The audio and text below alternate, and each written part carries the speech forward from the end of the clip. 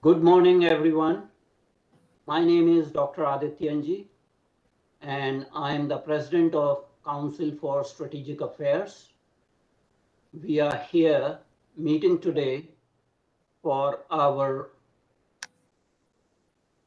monthly roundtable discussion. And some of you might have seen this flyer. There are a couple of mistakes in this flyer, but this is the flyer that was sent. We have a very important topic today. It's a very hot topic. Oil wars, Guyana Venezuela conflict. To be on record, today is Saturday, December 2nd, 2023. It is 10 a.m. Eastern Standard Time in Washington, D.C. It is 7:30 p.m. in India and 11 a.m. in Guyana. We have 4 distinguished panelists. As advertised, there has been a change in the panel because Ms. Bindu Maharaj fell sick. So we have an alternative panelist in place of Bindu Maharaj. A little bit about Council for Strategic Affairs. CSA imparts education in the field of international relations. CSA fosters discussion, dialogue, and debate on geopolitical issues. CSA encourages strategic studies in general to raise the level of awareness. CSA condemns terrorism in all its forms worldwide. We aim to contribute towards world peace and prosperity, and we promote people-to-people context and track to diplomacy. Some of our activities include monthly roundtable discussion on usually second Saturday of each month. Today is an exception. A monthly guest lecture by a domain expert on fourth Saturday of each month. There's another new activity, Strategically Speaking with Dr. Adityanji. It involves one-on-one interviews with domain experts. The council organizes symposia, meetings, and conferences. We promote publication of articles on geopolitics and related subjects. There's a summer internship program for college students, and there's a fellowship training program in strategic studies. So let me introduce our experts today. This is Dr. Sunil Bharati, and I'll be brief in introductions for sake of time. Dr. Bharati is an accomplished professional in the energy, oil, and gas space with multifaceted international experiences spanning over 34 years, specializing in earth sciences, chemical origins, placements of oils and gas reserves. He has worked extensively in the North Sea, West Africa, Southeast Asia, India, leading several multi-million-dollar projects. Dr. Bharati has also served as visiting professor in several IITs in India and delivered several lectures and seminars internationally. Dr. Bharati is postgraduate from IIT Bombay, doctorate from Norwegian University of Science and Technology, and a management graduate from Sloan School, MIT. Dr. Bharati was an invited member of Prime Minister's Business Development Delegation to Germany in 2013, President of India Business Delegation in 2014, and has directly interacted with several heads of states. His last assignment was with United Nations in Afghanistan as a program expert and is currently engaged in advising and mentoring deep tech startups. Our second panelist is Dr. Paula Gomez Moreira. Dr. Paula Gomez Moreira comes from Brazil. She is a research collaborator and consultant at the Institute for Applied Economic Research in Brazil. She holds a PhD in International Relations from University of Brasilia in 2016 with a thesis on international election monitoring. She has a master's degree in international relations from State University of Rio de Janeiro in 2012, a degree in social sciences from State University of Rio de Janeiro in 2010, and she graduated in social sciences from the same university in 2009. She has served as an international election observer in Latin America in various countries. She recently published an article on this crisis in the Global American website on December 1st, 2023.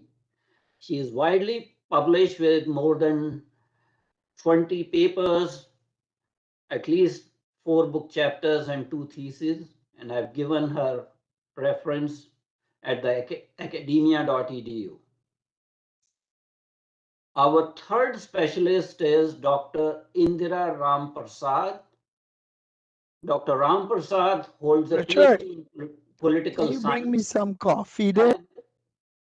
Please don't interfere. Political science, a Master of Philosophy in Latin American Literature, Master of Philosophy in International Relations, a Bachelor of Arts in Language and Literature, Postgraduate Diploma in International Relations, and a Certificate in Translation from Spanish to English. She also has obtained LEC from Hugh Wooding Law School, Trinidad and Tobago, an LPC and an LLM from Staffordshire University in UK, and LLB from University of London. Dr. Rampersad has been awarded 2 Fulbright scholarships for study in the US, one at the Southern Illinois University, Carbondale in Illinois, to examine the American political system, and the other to undertake her PhD in political sciences at University of Florida, where she majored in international relations and minored in public policy. Her doctoral dissertation focused on American foreign policy to Cuba, on which she has published and presented at many international academia and non-academic forums. Her research interests now extend to Latin American, Caribbean politics and international relations, American foreign policy, crime and violence in Caribbean, the Caribbean Court of Justice, international law and Caribbean constitutional law. Dr. Rampersad served as Commissioner of the Equal Opportunity Commission of Trinidad and Tobago. She is also qualified Attorney General, Attorney at Law, and regular media commentator at national, regional, and international issues. She is now Head of Department of Political Science at the University of West Indies at St. Augustine in Trinidad and Tobago, where she has been a lecturer in political science and international relations since 2007. And after final panelist is Mr. Mike Singh, and he has an extensive resume, and I am not able to do justice in a short period of time, so I will briefly go over. He was born in Guyana, where he received his early education. He later finished his high school level education in Great Britain and thereafter completed his undergraduate and graduate studies in Canada and Great Britain, respectively. In 2008, 2010, 2017, he was the only invitee from Caribbean Basin to have participated and addressed the prestigious Fortune Global Forum held in India, South Africa, and China, respectively. He is a visiting fellow at the Nanyang Technological University in Singapore, the S.P. Jain Graduate School of Business in Dubai, University of Western Cape in South Africa. He is a distinguished fellow at the Jindal School of International Affairs in India. He also serves as chairman of the IPv6 Council for Latin America and the Caribbean, vice chairman of the steering committee of BRICS Cable Consortium, advisory board of the Smart Cities Council, and global advisory board of Startup Village India, based in Kerala. Mr. Singh is zealously committed to ensuring the issue of inadequate bandwidth supply with Latin America, Africa, Middle East, and South Asia. He is also a regular contributor on topics of Latin American, Caribbean trade, business, economic development. And he has extensive business experience in cybersecurity and IT related industries. I'm not going to read this whole, and I will advise our readers to directly read from his bio later on. I'm not going to talk about Bindu Maharaj as she is not able to join. So a little bit about introduction of this roundtable discussion. There is an introduction by me.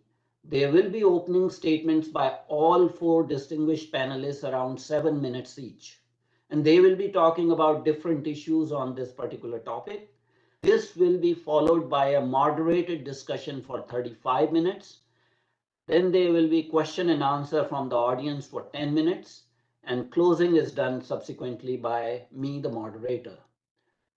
This you see the two countries involved. This is Venezuela and the neighboring country Guyana. You see the map. Again, you see the map here, Venezuela and Guyana along with Suriname. And this tells you where there is a contested area in the C block, Stabroek block by Venezuela, which falls into the exclusive economic zone of Guyana as enshrined in the laws of United Nations law of the sea. This again tells you the disputed area, the Essequibo region of Guyana, which actually is two-thirds of Guyana that Venezuela is claiming. Same thing, different map. Same thing tells you in the global sense how large is Venezuela, and next to it is a tiny country, Guyana, and two-thirds of that is being claimed by Venezuela. There is a referendum going to happen tomorrow in Venezuela, and we'll talk about it. And this is the strongman Nicola Maduro of Venezuela who is spearheading this hot war, likely to be a hot war. This conflict has historical roots. There were colonial powers involved. Under British Empire, British Guyana ceded some territory on the west to Venezuela. However, since 1899, the maps have remained the same, the territorial control have remained the same. In 1967, Guyana got independence from UK or Britain. It is alleged that there was some sort of agreement with Venezuela in 1966 that Venezuela refers to.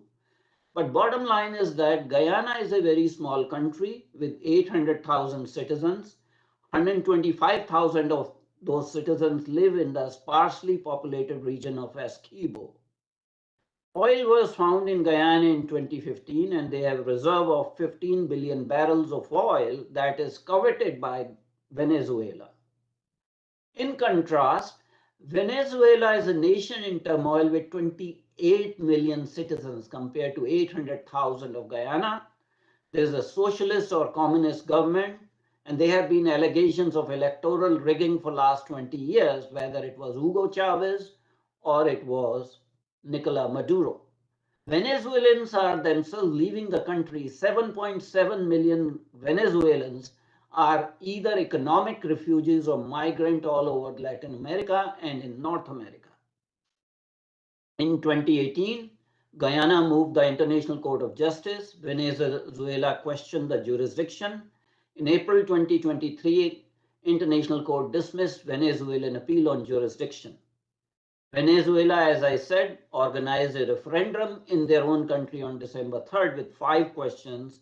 And the question number 3 is whether Essequibo region of Guyana should become a state of Venezuela. So that is the gravity of this problem that no one is talking about in Washington, D.C. Before I invite my panelists, some housekeeping rules. Please mute yourself to avoid noise interference. Change your cell phone to setting to vibration mode. Please do not try to interrupt our esteemed panelists. Only those members of the audience who identify themselves will be allowed to ask questions. All the questions have to be sent through chat room. Questions are moderated, and we are live streaming this program on YouTube. A recording would be available without any editing on our website and on our YouTube channel. It is my distinguished pleasure at this time to invite my first panelist, Dr. Sunil Bharati, who is based in India at this point in time. So we have 4 panelists from 4 different countries in the world. Dr. Bharati, kindly unmute yourself and please take only 7 minutes for your opening statement. Thank you, Dr. Adityanji, first of all, for inviting me to your discussion and as a co-panelist. It is my privilege. I hope I'm audible and clearly audible. Yes. So it is my privilege and pleasure, to greet my co-panelists from different parts of the world.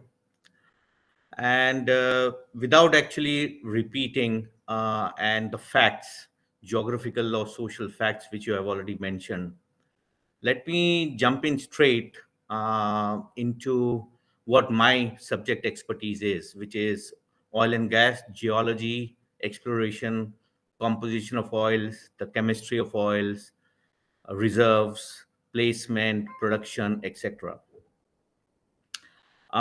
If I get too technical, please just correct me, and I will try to restrict, technical language so that it is understandable to the wider audience. But let me bring a cliche here. Basically, Venezuela, you called Venezuela a big brother. Actually, it is the biggest brother around on earth as far as the oil and gas reserves is concerned. Venezuela is blessed with world's 18% oil reserves. And reserves, by reserves, we mean proven oil quantities. This is not something that we prognose. This is something that is proven. Currently, it is estimated that Venezuela has in the tune of 300 billion barrels of oil and oil equivalent. The next country after Venezuela is actually Saudi Arabia with around 280 billion. So actually, there is no reason at all for Venezuela to be fighting with Guyana, with whom it shares its border, for a measly 11 billion or 13 billion, according to one more estimate of US Geological Survey, 13 billion barrels, which has been found just in the last decade. The first discovery was made in 2014, 2015, after the drilling campaign actually was started by Exxon in 2009, 2010. So actually, it has no reason to fight over the border, only from economic reasons. The reasons, I believe, I'm not very well informed about this, is perhaps to do more with history and historical border dispute, which goes back to more than 100 years. But there are differences, social differences, and I'm not quite sure whether that is the trigger or that is the reason which makes Venezuela actually fight and dispute over the borders. The first field which was discovered by Exxon, the map of which you just showed in one of your slides, Dr. Adityanji, there is a very set and clear protocol in the oil and gas industry, be it national oil industries, oil companies, or multinational oil companies. There's a term called unitization, because borders and geography are man-made, geology is made by God. Geology continues across borders, and it is very, very common where in the world, in producing oil and gas terrains, where oil and gas pools cross international borders, and there are fixed rules and fixed methods, accepted methods, accredited methods for unitization. So that can be done very, very easily. So basically, a country with 300 billion barrels of proven oil is trying to extract even more from a smaller country which has 11 to 13 billion barrels, and of course it will discover more. Guyana at the moment is the hottest oil and gas exploration and potentially production country in the world today, hottest. And that is because reportedly Guyana has given to Exxon one of the best terms possible today, production sharing contracts, the best ones. So Exxon is really very eager to get going and start producing. So there are some key differences between Venezuelan oil reserves and Guyanese oil reserves. First of all, Venezuela has a very heavy oil, naphthenic oil in composition, which means it makes it very difficult to process, to refine, and to transport. A very essential ingredient, necessary ingredient, is making the oil more mobile by dissolving it in either some lighter oil, gasoline, or heating it, or by using steam or some other heat source so that it becomes mobile and it becomes processable. So naphthenic oil, just to give a general differentiation, is mostly consisting of cyclic hydrocarbons, whereas the normal crude oil, paraffinic crude oil, consists of straight chain hydrocarbons. Another problem with Venezuelan oil is that it is sour oil, it is not sweet. In contrast, Guyana has all offshore, it is sweet, it is higher in gravity, API gravity, which makes it more mobile and more buyable by the customers. Easily refinable. The methods are set. For heavy oil from Venezuela, only certain refineries can actually process it. And they are designed to process heavy oils. And for example, some refineries are exceptional, such as Reliance Refinery is unique in the world, which is in India. It can process almost every type of crude in the world, and that is why it is one of the most popular and one of the largest refineries in the world. A second refinery has come up also in the western coast of India, which is Nayara Refinery, which also processes Venezuelan crude. The difficulty is that because of the high level of corruption, high level of Dutch disease, as it is called, the production levels basically came down dramatically in Venezuela. We must bear in mind that Venezuela was the largest exporter for nearly 25 years in the world between the First and Second World War, the largest. It peaked with 3 million barrels per day production around mid 90s, and that was also the period from late 70s to mid 90s. In the span of 25-30 years, an estimated $100 billion was embezzled by the government officials. That's a huge sum, and that was the beginning of the end of Venezuelan story, and that is where the production started coming down. Guyana, by the way, all along this time was nowhere in the oil and gas scene. Guyana came to limelight only in 2009, 2010. So I think the current conflict on which we are talking today is perhaps to do with economics, perhaps to do with winning more oil from a very prolific Guyanese Suriname basin, but has its seed, has its origins in some sort of history, some sort of social background of the region. It is claiming two-thirds of Guyana, correct? But I think International Court of Justice has, rightly so, perhaps, rejected the claim only recently. And let's hope that some sense will prevail when next year some new elections are held. So for the moment, I will rest my case here and let other panelists please make their introductory pitch. Thank you so much. Thank you, Dr. Sunil Bharati, for being very concise and sticking to your expertise area about the oil potential of both countries. I am going to invite my second panelist at this point in time, and that is Dr. Paula Gomez Moreira, who is based in Brazil. As I said, that we have four panelists from four different countries, and Brazil has no axe to grind either with Venezuela or with Guyana. So we will hear from another Latin American country about Brazil's perception and maybe OA, Association of American States perception of this dispute. Kindly unmute yourself. Okay. Thank you very much.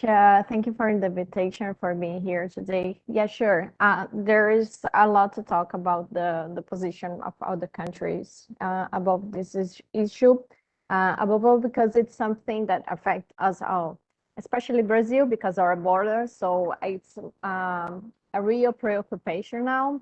In the last 24 hours, the government already sent some military, some contingency, military servants for the border, expecting some kind of conflict. But especially, I think one of the main points here in terms of what has been developing about the conflict in the last months, especially the position of the Brazilian governments and the position of the Organization of the American States. At one side, what we are seeing is the position of the Organization of the American States very preoccupied with the escalation of the confrontations from the that come from Venezuela, especially. So since the last years, there have been a lot of statements, a lot of press release talking about their positions as with the confrontations. For example,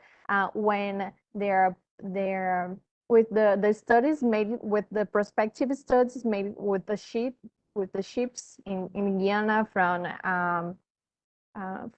other organizations, international organizations, but part of its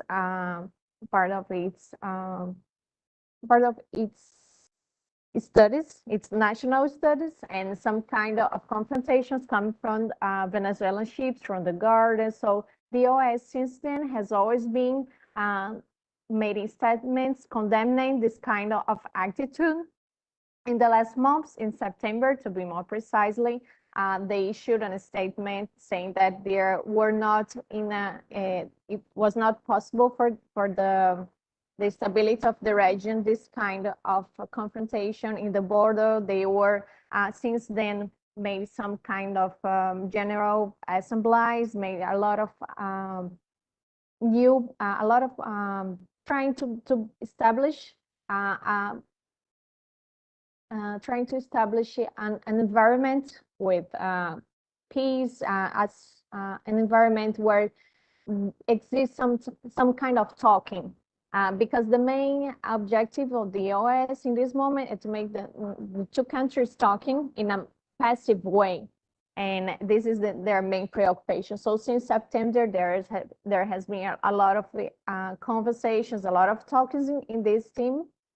Also, regarding the position of Brazil, and it reflects the position of the OAS, they were kind of expecting some kind of involvement in Brazil, not in terms of military actions specifically, but some kind of mediation of the conflict. In the last days, a special envoy from Brazil has been in Venezuela to try to talk with the government there, and they did not advance. I think maybe in the next days the Brazilian foreign policy are going to try some other movements in this sense. This is something we have seen in the General Assemblies at the OAS, that they are expecting Brazil to lead some kind of mediation in the sense of what has been of what can be some kind of peaceful solution for the conflict. So these are the positions we are seeing today. It is not something there's not an easy way from that, but the diplomacy efforts are being made. We are seeing also some kind of movements in the military from Brazil, but not from other nations, but more some kind of precautions, because we have share borders here. So it's kind of some preventive actions Brazilian governments are taking. But their role fundamental in this moment, what we are seeing is diplomatic, trying to in some way do some kind of mediation of this question. In general, Brazil has this diplomacy tradition. We have mediated other conflicts, and as a regional power, as one of the main countries in the region that has this tradition in their foreign policy, this is something that Brazil could really bring about and really contribute at this moment. Until now, we haven't seen some movement, but in the next few days, President Lula is going to meet with President of Guyana in the COP28. So they are possibly talking about that, and some efforts are being made not only in the diplomatic, but at the executive levels also. In terms of the OAS, what has been made are much more efforts on statements that really asks for Venezuela to stop with with the referendum. They don't recognize this referendum they are going to do tomorrow about the annexation. And also they are doing some statements to stop the hostilities, the behavior of the Venezuelan government in some kind, to stop this, to provoke and to try to really have a peaceful and to not, and most of all, to have people that live there and the people from both countries to live in their sovereignty and stop for one moment to not trying to conquer other space besides their own. In resume, in sum up, this is what we are seeing in terms of the positions of the OAS and the position of the Brazilian government. I talk really fast, but thank you very much for the opportunity. And if you have more questions regarding the issues, I'm here to contest all. Thank you very much. Thank you, Dr. Paula Moreira, about the stance taken by Brazilian government as well as Organization of American States. We appreciate your, coming at a very last moment for this program. My next speaker is Dr. Indira Rampersad. Dr. Indira Rampersad. Dr. Rampersad is based in Trinidad and Tobago. So again, it is a third country's viewpoint about this conflict. I hope Dr. Indira Rampersad will finish her presentation in 7 minutes. Thank you. I will try my best. Good morning, everyone, and good morning to my colleague presenters. So Trinidad and Tobago, from where I come, is actually in the middle of the morass between Guyana and Venezuela. They are both neighbors of ours. Venezuela is just about 7 miles from the southwestern coast of Trinidad, so we can actually see Venezuela from Trinidad, and Guyana is a little bit south.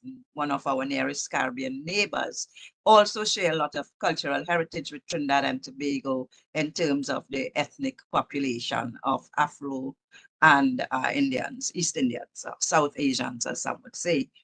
I did have a preamble on the timeline of the conflict, but I was asked to focus on CARICOM, so I'm not going into the timeline. I'll delve straight into CARICOM, given that I just have 7 minutes. So the CARICOM community, as we call it, CARICOM, was established in 1973. It was, it emerged, or it morphed from CARIFTA, which was the Caribbean Free Trade Area, and before that, the Federation. CARIFTA first, then the Federation and CARICOM. And these are the members in blue. These are the substantive members here. And in darker blue, it's the observer states. So they have observer status. Guyana is a substantive member.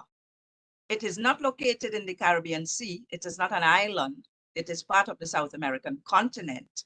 It has a unique polity amongst the Anglo-Caribbean countries, which follow the Westminster system of governance, generally with a, but Guyana has an executive president in the likes of Latin America and the United States. So it's very unique in that respect, whereas all of us, our executive is the prime minister and the president is more or less what they say a figurehead. So Venezuela is an observer, it's an observer member of CARICOM. And this makes the dynamics very interesting because in some respects, they're both part of CARICOM. CARICOM has issued 3 statements with regard to this dispute. The first was on September 22nd, 2023. I think that is when Venezuela started to rear its head. And the Commonwealth has also been making statements, and so have the OAS. But the CARICOM in particular is saying that, you know, they are very concerned because Venezuela is issuing statements about Guyana's intention to open bids for certain oil blocks in the water adjacent to Guyana's coast. So CARICOM is concerned about the oil. It's concerned about the oil reserves in Guyana, which can come under jeopardy with this aggression, what they're seen as an aggression from Venezuela. And they are saying that they're also very concerned about this threat or use of force, which is contrary to international law. And in all their statements, they're taking a very legalistic viewpoint. They're talking international law, the threat and use of force. They're not calling which instrument it is. No, it's UN Article 24. And they keep also using this term that is also not in keeping with the long-standing position of Latin American Caribbean countries that our region must remain a zone of peace. So that is a commitment between Latin America and the Caribbean. And we have another association called the Association of Caribbean States, which embrace the greater Caribbean. And that would be all states washed by the Caribbean Sea, including Venezuela, Brazil, Central America, Mexico. All of those states are part of the Association of Caribbean States. ACS has not been issuing statements on this. It's pretty much, you know, it's very quiet. Organization must be quite cash-strapped. I think they have some funding problems, but they're also concerned. The CARICOM is also concerned about this referendum, which we are going to see tomorrow, and in Venezuela's attempt to defend its claim, and they're hoping that Venezuela is going to adhere to the decisions, the rulings, and the processes of the International Court of Justice, and they strictly, they're claiming that Venezuela should strictly abide by the ICJ's ruling, and that would ensure a resolution that is peaceful, equitable, and in accordance with international law. So CARICOM also is fully in support of the sovereignty and territorial integrity of Guyana. Clearly, Guyana is a full standing member, so they are supportive, fully supportive, vocally supportive of Guyana, and they are on Guyana's side, including Guyana's right to peacefully develop the resources of its territory. On October 25th, they also issued a statement, and they were concerned about questions within the referendum, which will be tomorrow, and said that if answered in the affirmative, these questions would authorize the government of Venezuela to embark on annexation of territory, Guyanese territory, which constitutes, as we know, almost more than 2/3. It's actually more than 2/3 of Guyanese state in that area known as the Guyana Essequibo. They very, like I said, they note the language of these referendum questions by all means according to with the law. So Venezuela is claiming that it is going to do this by all means according to with the law. And you know, the CARICOM is saying it is open to the reasonable person to interpret what by all means mean, whether it means that Venezuela is ready to breach international law to annex that Essequibo region.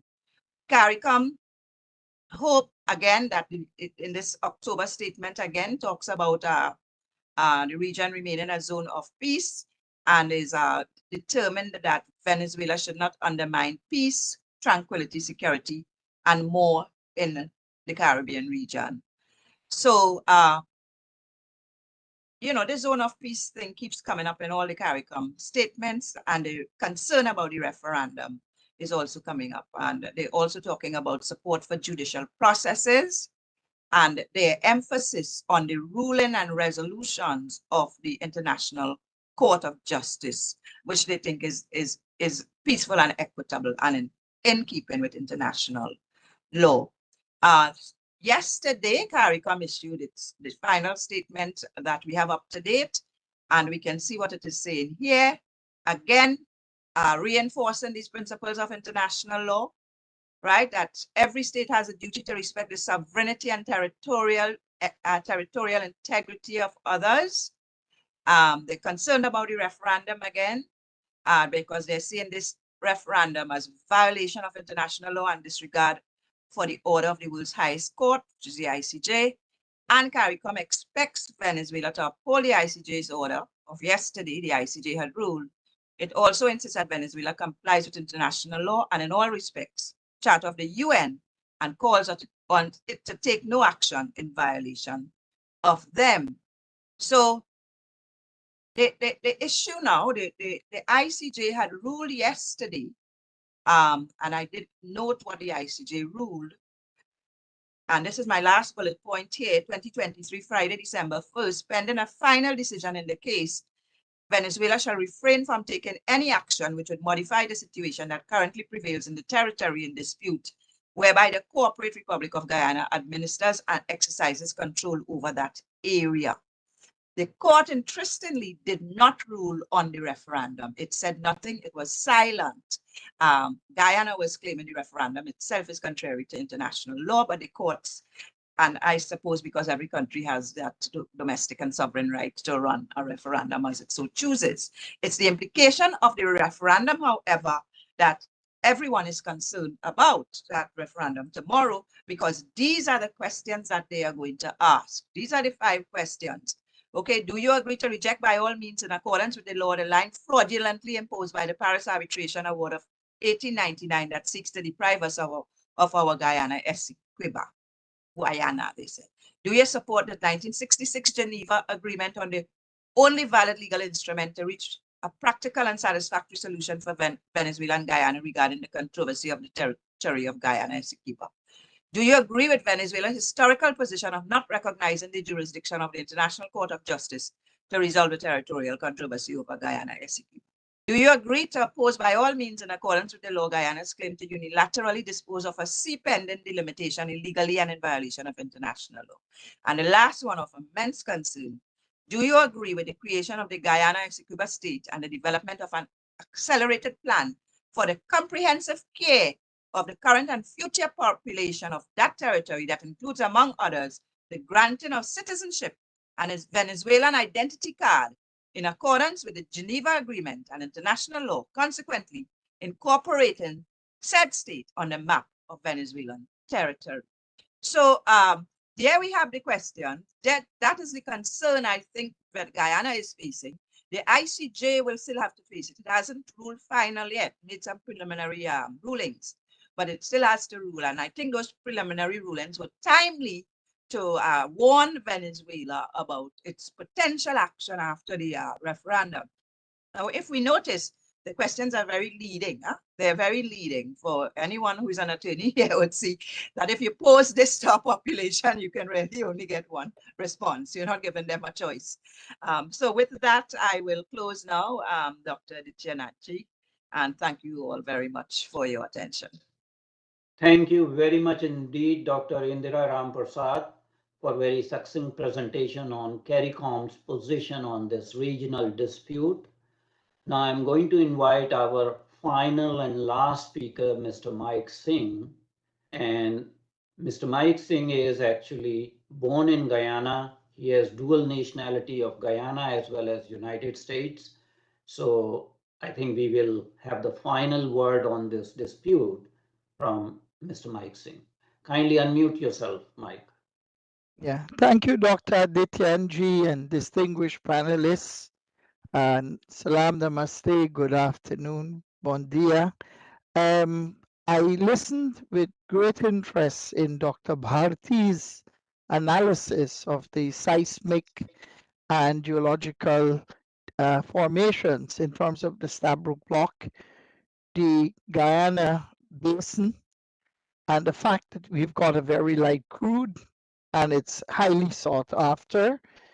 We have about 15 billion barrels of oil.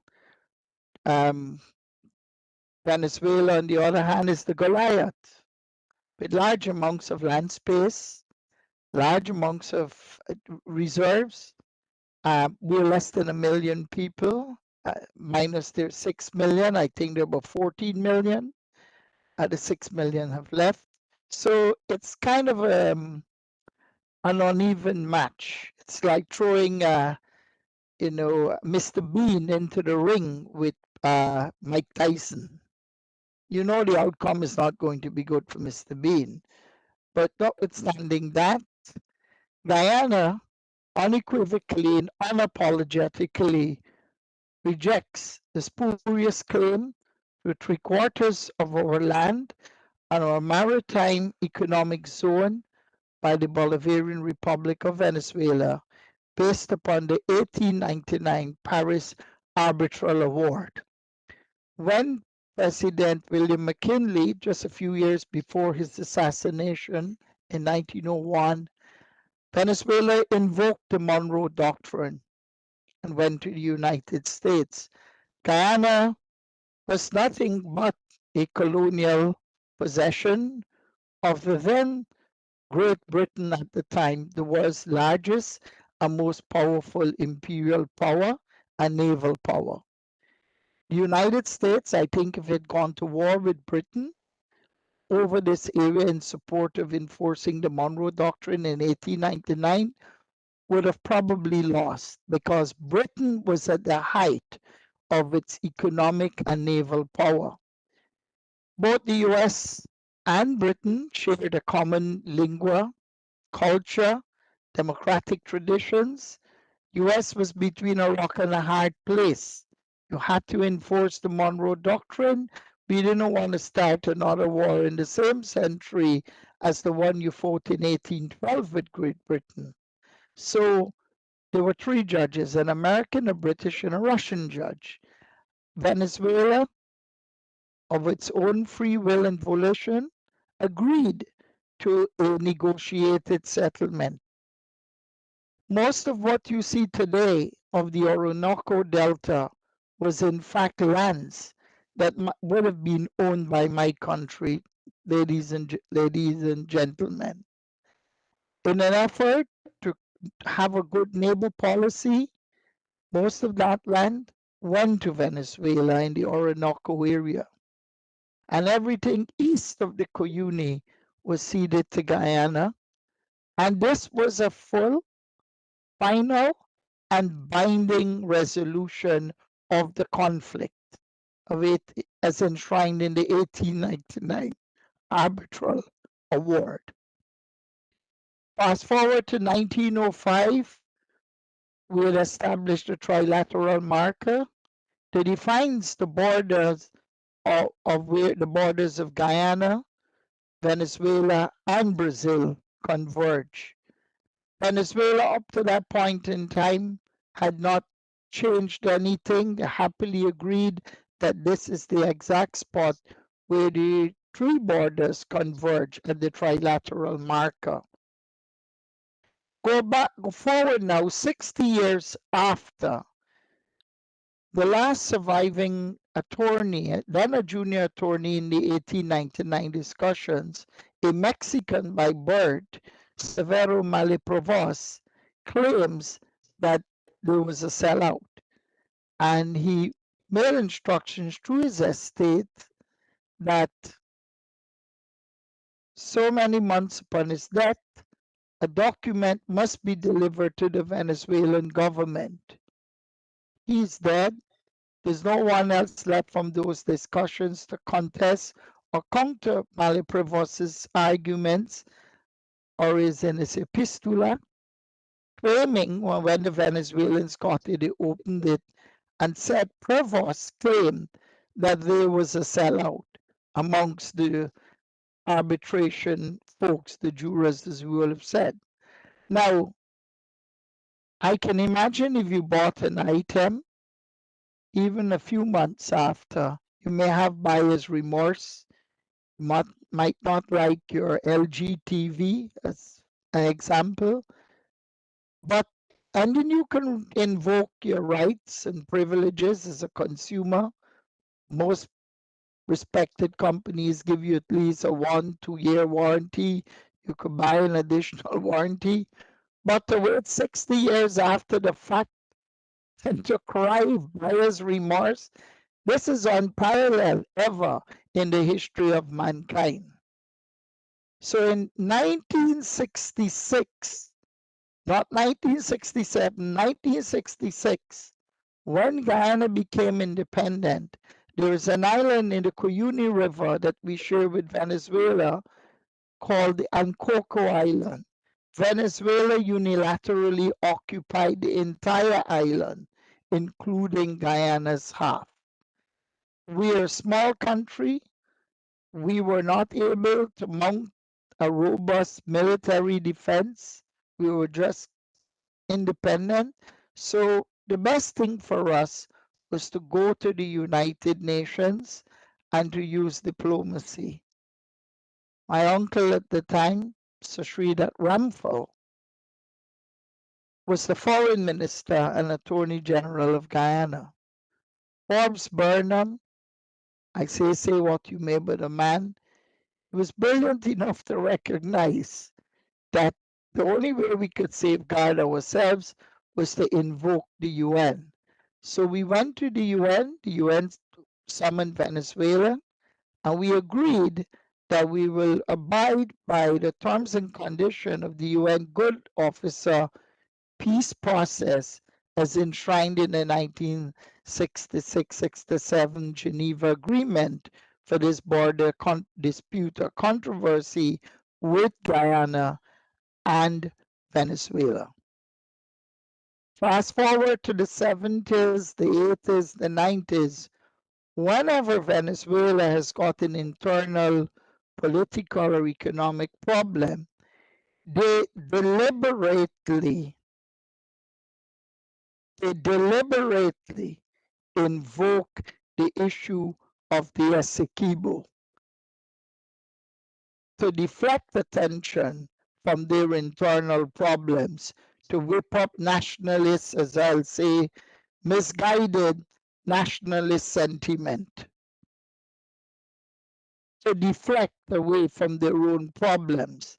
And for many years, Guyana was not allowed to develop its resources because of this sword of Damocles over the head of Guyana, over the head of the people of Guyana, by its belligerent Western neighbor.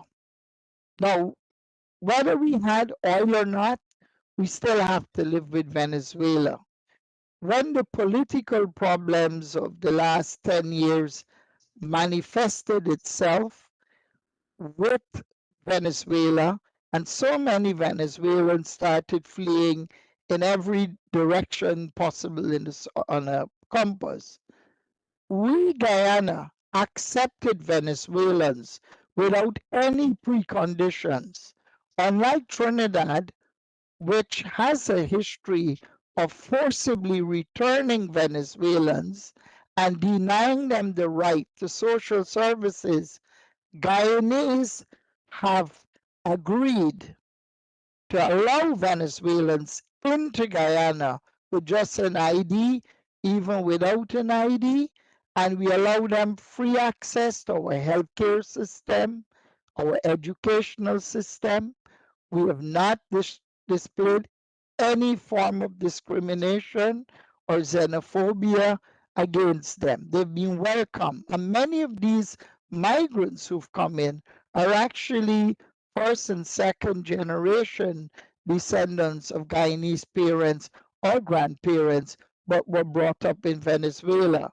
They came back either with their Guyanese Venezuelan spouse, their Venezuelan spouse, their Venezuelan born children, and we welcome them with open arms because we recognize they're part of Guyana and their parents would have fled to Venezuela when things were bad economically in Guyana in the 70s and 80s, right up to the 90s. And Venezuela was good. She accepted the Guyanese. And we felt, okay, things have improved for us, and we must not let our humanity leave us. Let us welcome them. Let us treat them with kindness. Let us treat them with respect, because that's our tradition. However, the number of CARICOM member states, and I will say plainly, Trinidad and Tobago especially has not been that very nice to Venezuelans compared to Guyana. Secondly, CARICOM, all the semantics and lovely language, we are seeing as Guyanese that there are cracks in the CARICOM solidarity. Barbados has negotiated its own oil deal with Venezuela. The communist socialist henchman that leads St. Vincent, Ralph Gonzalez, an unapologetic supporter of Maduro and Ortega, he has also cut his own deal with the Venezuelans for oil. Trinidad and Tobago, Prime Minister Rowley talks about a zone of peace, but they've got a deal for the Dragon field to get gas from Venezuela.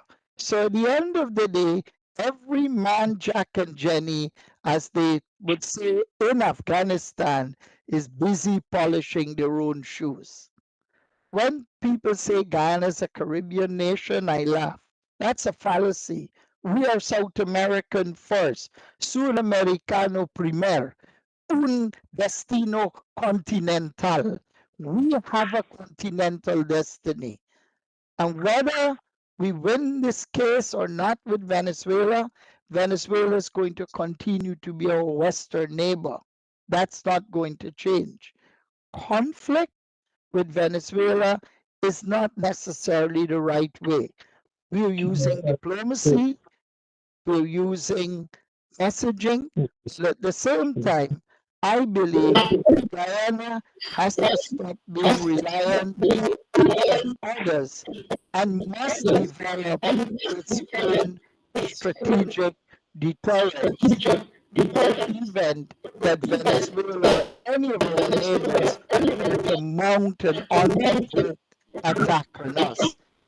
We need to I will, spend more money on arms and ammunition. We need to spend more on training, and we need to develop our own ability to defend ourselves, which the state of Israel has been doing for the last 75 years, or India has been doing since its independence. So people in Guyana are very angry. I can tell you, I'm going in to the request western region of the Essequibo, Mr. Sinha, there has please been a unmute yourself. 30% reduction Your mic is from being economic activity because of Mr. the Sinha, please, Mr. Hari Prakash Sinha, please I unmute rest my yourself. case, Dr. Dityanji. Thank you. I will request all the audience members to keep themselves unmuted, keep themselves muted, because in the last part of Mr. Singh's presentation, there was interference from a recently joined Mr. Sinha. So everyone keep yourself muted till the question is asked to that particular person. I will start with my first question to Dr. Sunil Bharati. Before I open the audience for questions and answers, Dr. Sunil Bharati, you may kindly unmute yourself. Sure. So far, we have focused only on the oil potential, newly discovered oil potential for Guyana. But the reason Venezuela is coveting 2/3 of Guyana has also one more other reason. The state, Essequibo, is also very rich in copper and gold deposits and other mineral deposits. You want to make, as a geologist and earth scientist, do you have any information on that aspect of this dimension? Yes, actually, it is not just Guyana which is rich in gold, iron, or copper and timber. Even Venezuela is nearly equally rich. So Venezuela is not deprived of the natural resources other than oil and gas, that Guyana is blessed with. In fact, Guyana and Venezuela historically have been mining and exporting these commodities. But gold, unfortunately, as I said earlier, Venezuela quickly slipped into what is commonly called as the Dutch disease, which means basically getting too dependent on oil and gas and not just avoiding, but completely ignoring for no logical reason all the other natural resources that a country possesses. And another aspect of Dutch disease is that it inculcates a immense amount of and rampant corruption in the elite of the society. And the elite of the society includes high government officials, including the rulers, the government officials. But Guyana typically has been, unless I'm wrong, Mr. Singh can correct me, has been traditionally an agrarian country, depending on timber, depending on gold, and some perhaps diamond also. But there is one more commodity in which Guyana and Venezuela are rich, and that is bauxite, and that is the ore to produce aluminium. The point is that since in the last decade, Guyana already has amassed 1.2 to 1.3 billion dollars in its oil fund. It is getting around 300 to 330 million dollars per year for the last few years. That is a whole lot of money for 780,000 population of Guyana. Guyana remains and will continue to remain, in my estimate, for the coming years, the country with highest amount of oil reserves per capita. It has overshadowed Saudi Arabia. And that is why I said in my opening remarks that it is the hotbed, currently the best and the hottest bed of oil and gas exploration, looking towards 1.2 to 1.3 million barrel production by 2026-27 in the next 3, 4, 5 years. And Exxon, because it has the best possible terms production sharing contracts in the world, it will not leave any stone unturned to have that production on ground and start commercial activity. Now, Exxon, interestingly, has some interesting partners. Emerald Hess is one of them, and CNOC, Chinese National Oil Company. China is the white elephant sitting in the room. Now, only last week, Guyana has completed its auction, and it offered 14 blocks, and it had successful bids and competitive bids in 8 blocks. That's a fantastic result. So I think both Venezuela and Guyana will put on the back burner the other kind of natural resources and deposits that it has, because the rate at which new wealth will come to both countries from oil and gas will not be comparable by gold or bauxite or iron. Thank you, Dr. Bharati, for a very succinct answer. My next question goes to Dr. Indira Rampersad. Dr. Indira Rampersad, kindly unmute yourself. You are a political scientist, and it has been said that whenever there is domestic trouble in Venezuela, they drum up this particular issue. There are going to be national elections in Venezuela in 2024.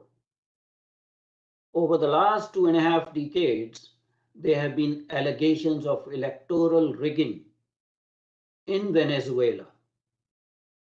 And the only one issue on which Nicolas Maduro and the opposition in Venezuela agree is annexation of Guyanese territory.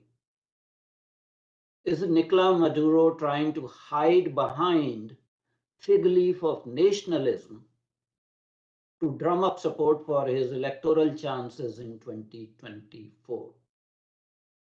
I would answer in the affirmative unequivocally, because I believe that all politics is domestic. There is a point at which domestic and international politics converge in international relations, and we call it intermistic policy, intermistic politics as well. And I think that the pending elections, now many Venezuelans have left, the disgruntled Venezuelans, the suffering Venezuelans, the hungry and the starving have left Venezuela. There are still some who could not leave. So they didn't have the opportunity to leave, or the means to leave, so they're still there. There's been that whole split and that whole division between Maduro and Guaido, and international stakeholders' positions on that, including the United States. We are seeing the United States recently having struck some deals with Venezuela because of the crisis in the Middle East and not being able to get its regular oil supply. And Venezuela has been a nemesis of the United States for decades. I mean, they have never been on friendly terms. So this is an unholy alliance which is being struck between the United States and Venezuela now. So I would certainly agree that the elections has a lot to do with it, not a little, a lot to do with it. One of the questions everyone was asking is if Venezuela has so much oil, why it's going to do this, and why now? Why is it rumbling now? You always have to look at the time, the timeliness of an action, of a foreign policy action. So yes, I fully agree. I would fully support that view that the elections has a lot to do with it. But I also think it's the superior oil reserves. And I say superior, not just in terms of quantity, but in terms of quality and the other natural resources that Guyana has are the two major objectives behind Venezuela's actions. Now, we also want to look at this whole ideological dimension to this debate, because we would recall they had ALBA, which is another regional integration scheme, which has more or less collapsed. And within ALBA, they had a Petro-Caribe arrangement where they were selling oil and gas for less than world market price, and including some of the CARICOM members were purchasing, like St. Kitts and Jamaica. Jamaica said it was a bonanza from heaven. That was Chavez baby, and the scheme was designed by Chavez and fully supported by Cuba. Castro at the time, Chavez was a kind of prodigy of Fidel Castro. And so the Petro-Caribe deal also allowed oil for doctors. So Cuba had a lot of doctors which went to Venezuela. Venezuela sent oil to Cuba. Trinidad and Tobago was not happy about this arrangement because they were taking CARICOM members and selling oil to them. So CARICOM definitely in support. Even the Prime Minister of Trinidad and Tobago, and I should say this because the media has been hounding me for comments, with regard to the Dragon Fields, I think they are still, while they're saying they are with CARICOM and they really have no choice, they are with CARICOM, they're a member of CARICOM, a substantive member, Trinidad and Tobago. They're between a rock and a hard place. They're between a rock and a hard place because of these gas deals with the Dragonfield gas deals right now. And so the Minister of Energy was cornered in the Parliament this week. And I don't know what is going to happen, so I can't make a definitive statement. So he was very ambivalent, and he was doing a very cautious line because they don't want to jeopardize those treaty arrangements. Thank you. Thank you, Dr. Rampersad. My next question goes to Dr. Paula Moreira. Dr. Paula, both Hugo Chavez and Nicolas Maduro orchestrated the drum of Yankee imperialism, Yankee oil imperialism, that United States wants to exploit the natural resources of Latin America, which may be true, which may not be true. There are, shades of gray in those kind of allegations. But it is expected that Nicolas Maduro will again orchestrate the same campaign, and he expects a leftist government in Brazil headed by President Lula da Silva. Do you think President Lula will come to Nicolas Maduro's rescue in this self-created international crisis if push were to come to shove? Kindly unmute yourself. Okay, thank you very much for your question. About this relationship we have been seeing from Guyana with Venezuela, we have seen there is a lot of turning points. So, for example, there was a time when Chavez was with his project, this integrationist project, in which he was really aiming to develop those nations in this area, this north area from South America, and this gave the possibility of a more closely relationship between Venezuela and Guyana. So the hostilities, they kind of had backed up a little bit, and it was a time when there was a lot more of understanding, and this aim to address, this aim to gain more territory or this territorial dispute, it was like in a second plan because there was a lot more of cooperation and a lot more of similar objectives. But this was a moment in time. What we are seeing now is that the economy of Venezuela and their reserves and their politics in general, they're totally different from what we have seen in the Chavez years. Maduro has a different style of government, a little bit more ostensive and hostile with their neighbors. Besides that, we have seen a lot of economic depression in the country with a lot of Venezuelans. As has been said here, Guyana received a lot of Venezuelans. Brazil also received a lot of Venezuelans diaspora because of the economic depression the country was passing through. So what we are seeing here is this different relationship between the foreign objectives and foreign policy in general from Venezuela with other countries, and especially with Guyana in this moment. Lula is in a difficult position because he has for so long supported that Venezuela was a member of the Mercosur, was a partner from Brazil in terms of not only economic but also political views shared equally. So he's in a difficult position here in Brazil. Many people are expecting he takes some position. The first initiative he had was to send a special envoy to Venezuela to try to deal, to mediate this relationship directly with President Maduro.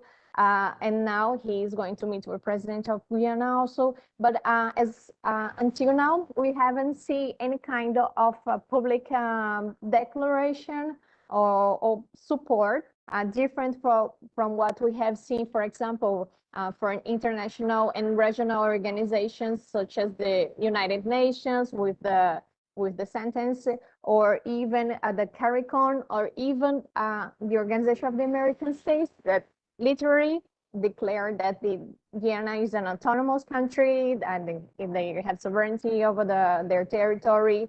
So until now, we haven't seen this kind of position from President Lula in Brazil. But this is something I think here he's very studying very diplomatic how to do it, because he's not enjoying a lot of popularity here in Brazil right now. And so this is a very delicate thing for the Brazilian policy in general. So this is certainly an issue the government here will have to address in the next days, and as the events they're going to. I think this is for now, this is something we can expect. Thank you, Dr. Paula Moreira. My next question goes to Mr. Mike Singh. Mike, please unmute yourself. In relation to this crisis, Vice President Bharat Jagdev mentioned that although GDF will resist with all its might, there may be a time that Guyana may have to accept military bases on its territory to prevent aggression. What was what, happy to answer. I speak not only, well, I won't speak for Jagdeo.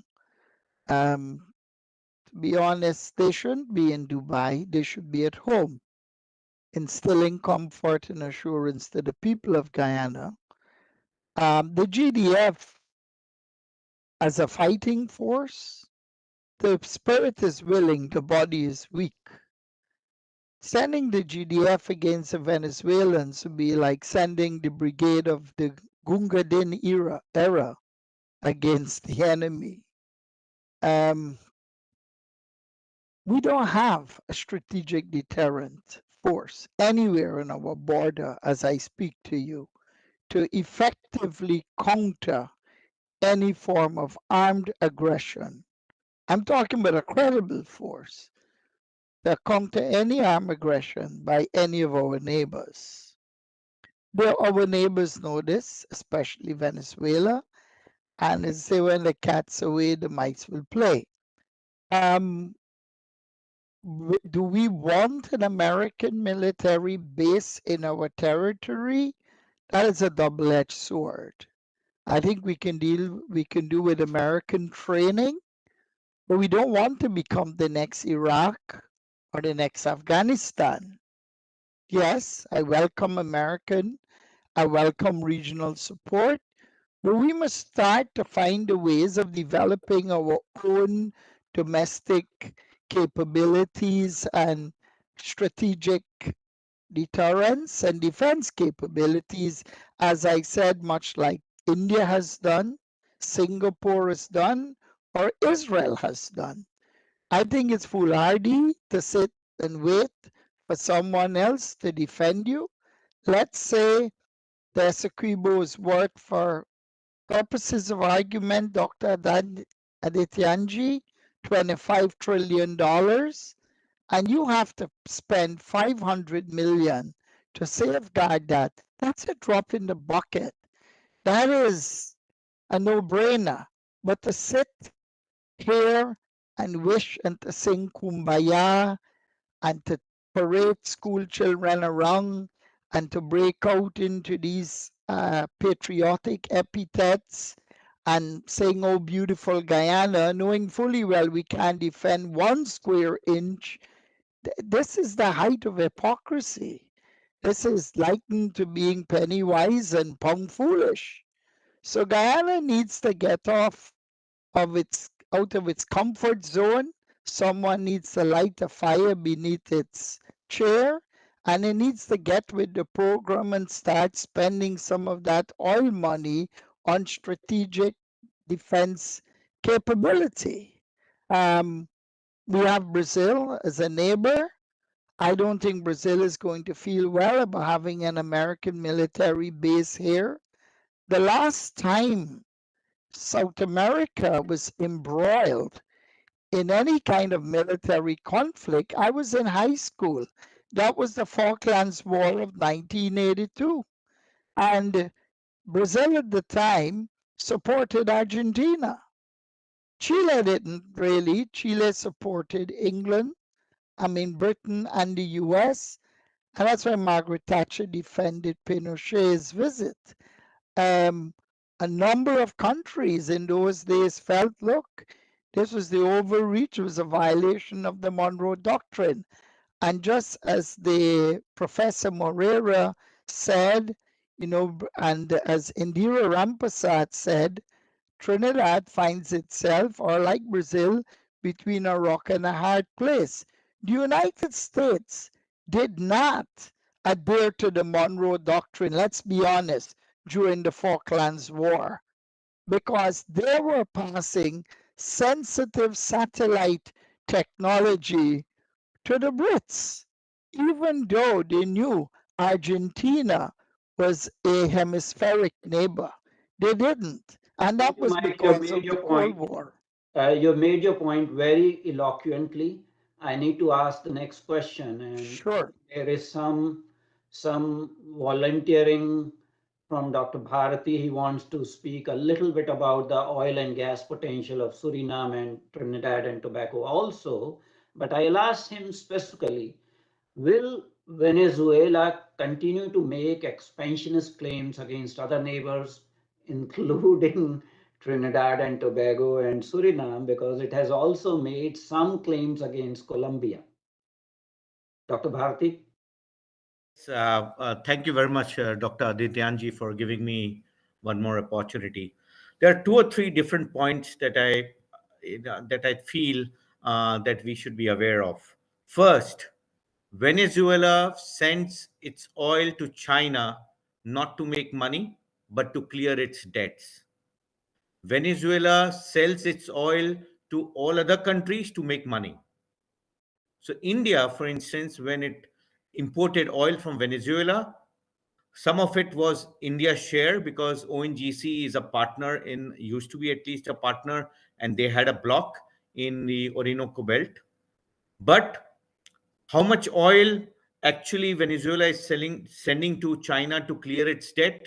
I'm not aware. I don't know whether it is officially known because Venezuela is still sitting with a debt of $150 billion.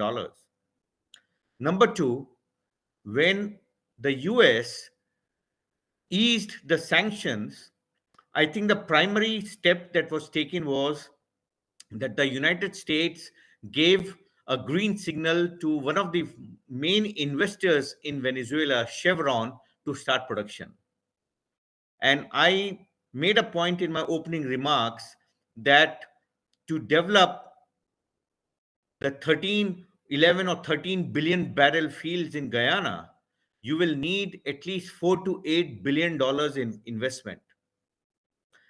In the beginning, yes, you can have temporary solutions of FPSOs, which is floating production, oil storage and offloading facilities, use drill ships, etc.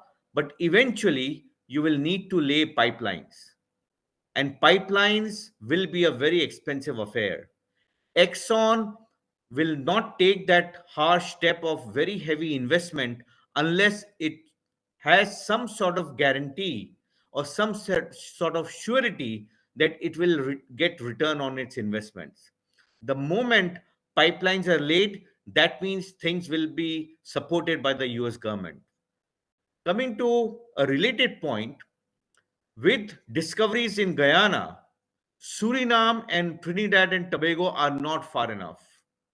Please remember one point that I made, that geography is man-made, geology is made by God.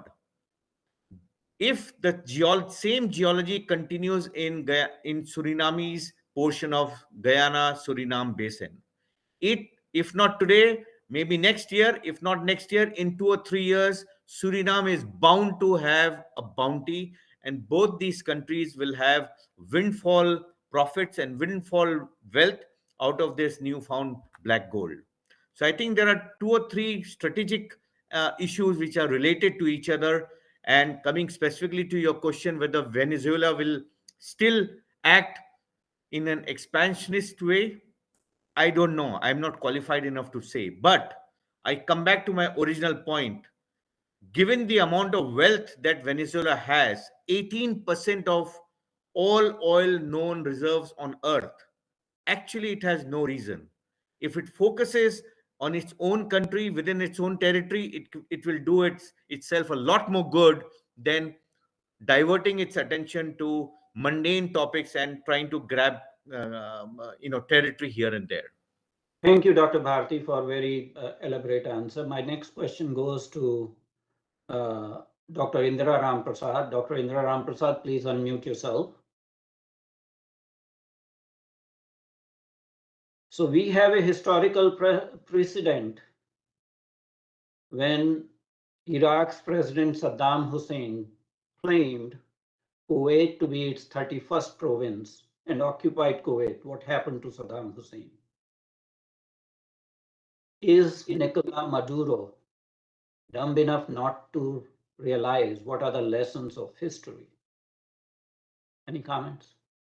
What we're hearing in our news is that they're saying they don't want to go to war. But all the overtures now is suggesting that, because once you annex or you try to seize territory by force or use of force, then you're triggering, and they could be triggering a war. And triggering a war because of the positions of the international players, the big international players. And that is the United States, which is clearly going to try to protect its interest in Guyana, since it has Exxon and all those American companies now there in the production process. China, Russia, and Iran has traditionally been allies of Venezuela.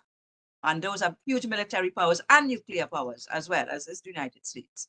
And then you have Western Europe, which tend to go along with the United States as its ally, also big player, the members of the European Union and Great Britain. So, if Maduro is crazy enough to do that, then it can trigger a world war, because I understand the US is already contemplating setting up a military base in Guyana. Now, I just want to make the point of the 1962 Cuban Missile Crisis, the October Crisis, as they call it, when Khrushchev and Kennedy had to dissipate a potential nuclear crisis because Khrushchev was setting up warheads in Cuba. And the US was extremely concerned about this because of the Latin America, Caribbean being in its backyard, and because of its proximity to these countries and the potential for devastation for even Americans. So what they did, Khrushchev decided, good sense prevailed, and decided to pull back. There was a deal struck there, and I think that one part of the deal was that America would not continue to intervene in Latin American affairs. So to date, the United States since then has not intervened overtly in Cuba. That was the last intervention in 1962. Before that, they had the Bay of Pigs in April 1961. So I always tell my students also about the example of the man who smokes and drinks. And he's drunk and he's smoking a cigarette and he goes to the gas station. He immediately becomes sober and he put out the cigarette, because he knows what can happen if he should continue to smoke that cigarette while he's filling the gas in the car. So they know, I think, what Maduro is doing. Clearly, he's popular by the rightists and the elitists in Venezuela, but he is not globally popular. He may be popular by some leftist movements, maybe leftist governments, but even a lot of the left-oriented governments in Latin America are economically practicing capitalism. So, you know, that ideology is not going to help him much. And I don't know how many allies. The OAS is against him, where the majority of Latin American states are. The Commonwealth is against him. CARICOM is against him. The United States is against him. And I assume Western Europe will be against him too. Thank you, Dr. Indira Rampersad, for your elaborate answer. My next question goes to Dr. Paula Moreira. I would like a 60-second answer because we are running short of time. And the question is Maduro playing by the book of China? China claims entire South China Sea. China prevents oil exploration in South China Sea by Vietnam, or for that matter, Malaysia or other countries. China harasses the naval assets of other countries in their own exclusive economic zone. Maduro is doing the same. And this has been remarked by one of our audience members, Mr. Vijay Nilikeni. Is there some secret understanding between China and Maduro? Yes, we can understand the question in terms of alignments. What we are seeing now, not only with China, but their alignments with other non-democratic countries. For example, we can cite Nicaragua or even Cuba, or the countries that not exactly are taking like democratic elections.